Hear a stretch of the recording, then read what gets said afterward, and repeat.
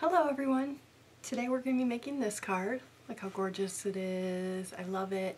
Now I haven't done anything on the inside yet, and maybe if I come up with something great I'll make a companion video to this one and show you how I did it. But for now we're just going to work on the outside. Alright, so I'm going to get it started. I've already done a lot of prep work, and I kind of had to, because if I didn't then this video would be 1,000 years long. In fact, I already did this part, the front of it, but I'm going to show you really quickly, give you a good idea of how to do it so that you guys can make it on your own without me having to actually show you every bit of it. Alright, so what I'm going to do is take just a scrap piece of copy paper or printer paper, whatever you want to call it. This sheet is 5 1/4 by 4 inches long. It's going to be pretty far from you guys, but hopefully you'll be able to see. So you'll line up the right hand edge of this piece of paper, which will be the early espresso piece. Alright, so you'll line up the right hand side against this 3/4 of an inch mark right here, and you're going to cut from 1/2 an inch up here down to 1/2 an inch down here, from 3 1/2 to 1/2. And then you're going to move your paper over to the 2 inch mark over here. And again, cut from 1/2 inch down to the 3 1/2 inch mark. And then you're just going to cut from point to point like we've done before. And so then here, this edge, you'll line up against the 1/2 inch mark right here. So just cut from point to point and flip your paper over or around. Line it up again against the 1/2 inch mark, and again cut from point to point. So you'll pull that out. Now before you do the lattice, you're going to want to run this piece, before you put your lattice strips in, you're going to want to run this piece through your wood grain textured impressions embossing folder. So you'll just run this through your Big Shot with this, and again I'm using scrap paper, so some of it has colors in it, but I'm going to try and use the white side for every piece of it. First you're going to do some adhesive all along that window that you just cut out.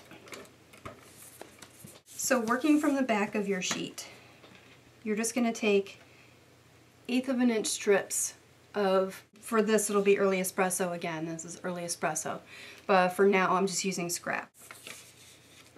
So what I did is I used, this is my grid that I typically use. You can use Stampin' Up! Grid paper, whatever you have, whatever grid you have, as long as you have 1/2 inch lines going through, that'll work perfectly. So you're going to use these grid lines as you go through and put these pieces on. And what I mean by that is you're going to line these pieces, these 1/8 of an inch strips, up with these lines, with the grid lines. That way they're all even. They're 1/2 an inch apart all the way through.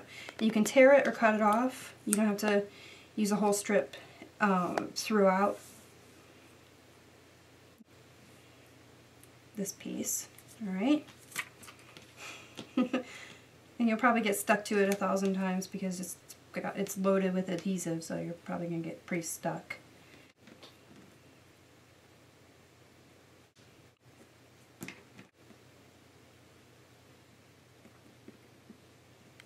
Alright. Then you're just going to weave them through. I like to use the vertical lines as my guide for that. So I start off on one end. It doesn't matter which end you want to start off. I'm going to go on the, for me it's my left, for you guys it'll be your right. So you'll just go under. I did under over for this one, and then I alternate. The way I did this strip is I went under this strip. So I need to go under this one, so I'm going over this one, under this one, over this one. That way it's kind of an alternate weave throughout the whole piece. Alright, so see how this piece goes over this piece? This piece is going under this piece. This piece goes over this strip. Now this strip goes under this strip, over this strip, and under. and over this one. So then the next piece will go over, under, over, under, over, under, over, and then so on and so forth throughout the entire piece, so that you've got it like this. How well can you see that? You can kind of see it. So you can see where I've alternated things. We've got under for this piece. We go over. This piece goes over this piece, and this piece goes under this piece. So you just want every piece to be an alternative of the one next to it. So over, under, over, under, under, over, under, over. I am really having a hard time explaining that, but I hope that you can kind of get what I'm saying by the visual. Alright, so let's just pretend we finished that white piece. Now we've got this. Alright, so by now you all already know how to do a frame. So I'm not going to show you how to do this. I'm just going to give you the measurements and you guys can work on it on your own. It's the same basic idea as this, only on a smaller scale. So this piece is cut at 3 by 3 5/8. It's a piece of crumb cake cardstock, and I sponged all the way around it using early espresso, and I just took it on a piece of scrap paper and I just went all the way around it like that in nice little kind of circles, and it gives it a little bit of a worn look, a weathered look, like you would see in a lattice outside in your own garden. Alright, now the measurement for cutting this out is that it has to go in 1/8 of an inch all the way around. So if you're setting it up, you're going to cut out the center, going 1/8 of an inch in, 1/8 of an inch down, 1/8 of an inch in, 1/8 of an inch down, and so on all the way around, as I did here. Only remember, we did 3/4 of an inch here, 1/2 an inch down, and then moved it over to 2 inches. Okay, so now we're going to adhere this piece to this piece, and I'm going to use glue to do that. Okay, it'll look like that. Alright, and I used a piece of Print Poetry DSP, which is from this little Print Poetry stack. You get all, and these are in the current spring catalog right now until May 30th. So you just get all of these little sheets, and then they're two-sided. Look at that. Pretty nice, right? Alright. And I used this piece. And I've already trimmed this down. And it's double-sided, like I said, so it's got that pretty blue and crumb cake color in the background, or on the other side. Now this piece is cut at 3.5 by 3 3/4. And I'm going to go ahead and adhere that down right now. So you can lay your piece, your lattice piece, over top of it like this. Perfect. Alright. Just like that. Alright, and I took a scrap piece of that, and I just, using my itty bitty bits punch pack, I used this one right here. You're just going to punch out a center of one of those flowers. So I've done 3 of those, and so I'm going to use this one right here. So you just kind of center it out as best you can, like that, and punch it out. Just put a little bit of glue on 3 of these corners. So you'll put these flowers on the top 2 corners of your piece and the bottom right corner. Now here's how I made my rosettes. I'm actually just gonna, I think I'm gonna work on the large one, and then I'm just gonna make these 2 off camera, but right now I think I'm gonna try and work on the large one. What I did is I used this silicone mat and hot glue gun, but before I do that, I'm going to use a piece of my cherry cobbler scallop tool, which is retired, but if you've got it, then, you know, here's a good reason to use it. Alright, so you're going to take an end of it and make a knot. And I actually, this is all that I have left of my tool, well, of this portion of it. I have another packet of it, so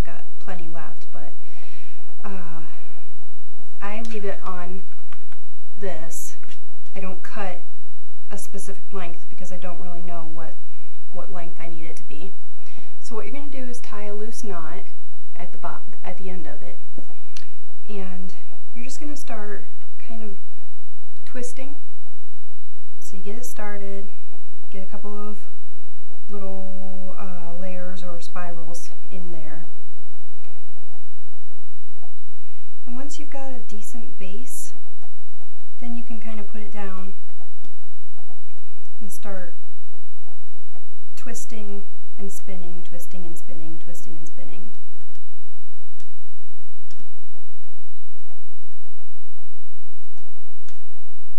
Okay.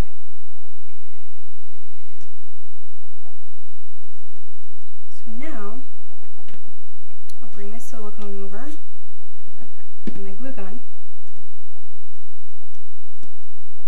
and I am just going to put a nice decent sized circle of it.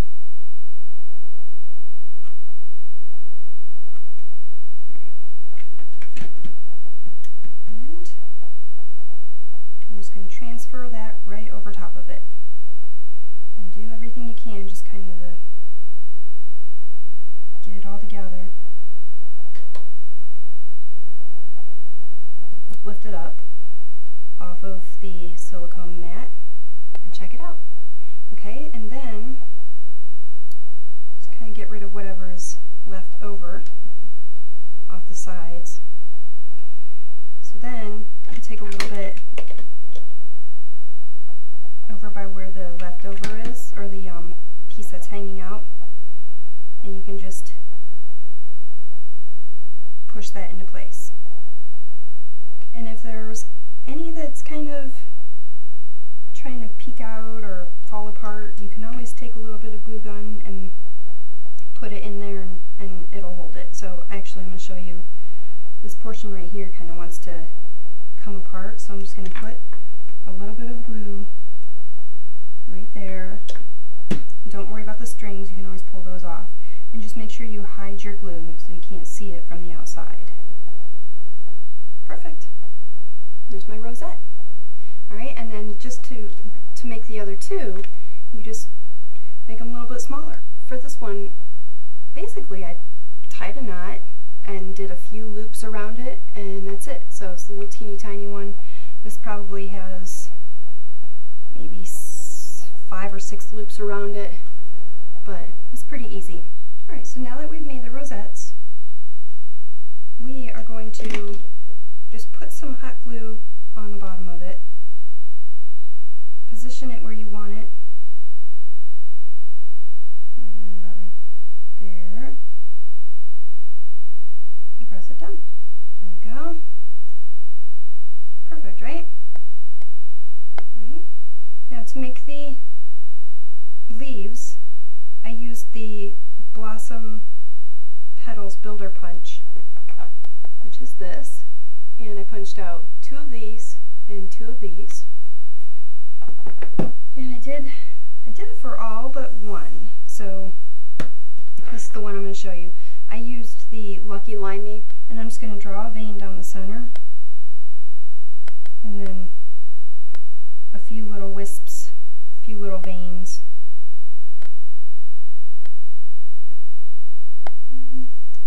Pretty good. I'm probably going to trim mine down a bit.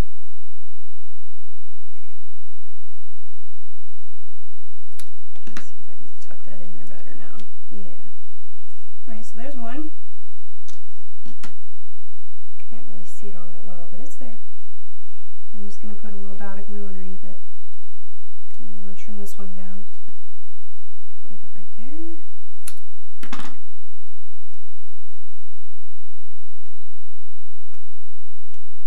Perfect. There you have it. Alright, and now I'm using a stamp set it was from the Celebration, but I liked the sentiment and I hadn't actually used it yet, so kind of couldn't resist it. I'm using the Bloomin' Marvelous set, and I'm using the Bloomin' Marvelous stamp, this one. Cute. And I just inked it up in Raspberry Ripple and stamped it down on a piece of 1 by 1 5/8 inch crumb cake cardstock. And again, I made a little frame. This also is 1 by 1 5/8 of an inch. So you're going to cut 1/8 of an inch all the way around for this piece. You're going to take a sponge dauber and early espresso. Just start kind of making it look worn and dirty. And you'll just kind of you'll press a little bit to give, I don't know how well you can tell from this, but there's a little bit of a swirly kind of thing going on. You can kind of see there are a few swirly looking things. All I did was press down to get those little swirls. So you're just going to do a few little rubs through it with the sponge dauber, and then here and there just dab it kind of hard a little, and you'll get a little concentric sort of circle. And that'll kind of make it a little bit dirty, or look like it's a little bit dirty, a little weathered, because it's an outside piece. So I'm just going to put some 2-way glue pen down all along the edge. And grab a paper piercing tool and a mat pack. And I'm going to do this so that I can see where I'm doing it. Pierce it at the upper left and the upper right corner. And take a piece of linen thread. So you'll tie a knot so it looks like that. And then you're going to do the same before you tie this knot, the second knot. You're going to want to test it to see how long you want this little loop to be. So figure out where you want it placed on your card and figure out how long you need that loop to be, and then tie your knot. So I'm going to take one-dimensional and hold this excess string down here, and then just keep it stuck where I want it with a dimensional, and then do the same. And I'm using one of the neutrals brads. I'm going to go with early espresso. So just have that open a little bit and sitting somewhere close. Alright, and position your sign where you want it. And pull the thread taut, and then poke a nice little hole. And what you're going to do is, using the tongs of your brad, you're going to grasp that linen thread with those tongs or clasps or whatever they are. So you'll just pull the thread all the way down to the bottom of the clasp of the brad. So the brad will be on there and it won't go anywhere. And then you're going to just poke the brad through the hole that you made and close it. Alright, and pull the backs off the dimensionals.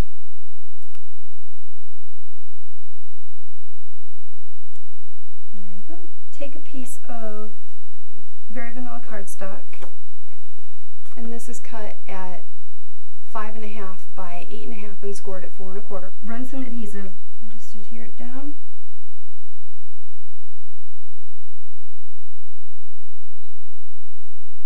Alright. There you go. Gorgeous.